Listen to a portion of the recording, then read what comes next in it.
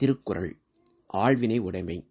இந்த தொழில் செய்வதற்கு மிகுந்த சிரமம் என்று சோர்வு அடையக்கூடாது. அதை செய்வதற்கு தக்க முயற்சி எடுத்தால் தக்க பெருமை உண்டாக்கும்.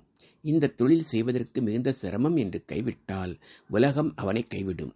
ஆதலால் தக்க முயற்சி எடுக்க வேண்டும்.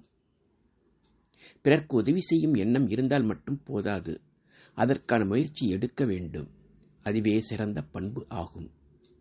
பிறர்க்கு உதவி செய்யும் எண்ணம் இருந்து அதற்கு தக்க முயற்சி எடுக்காமல் இருத்தல் பேடி தன் கையில் வாளை எடுப்பது போல ஆகும். தன் இன்பத்தை விட பிறர்க்கு உதவி செய்ய முயற்சி செய்ய விரும்புகிறவன் தன் சுற்றத்தாரின் துன்பத்தை போக்கி தாங்குகின்ற தூண் ஆவான்.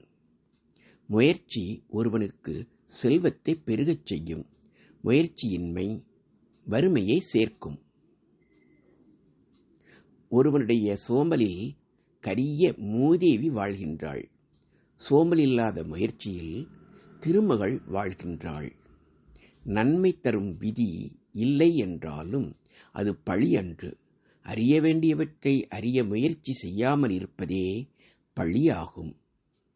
விதியின் காரணமாக ஒரு செயல் முடியாமல் இருந்தாலும் விடாமுயற்சியால் தன் உடம்பு வருந்துமானால் வருத்தத்தின் கூலியாவது பெறலாம்.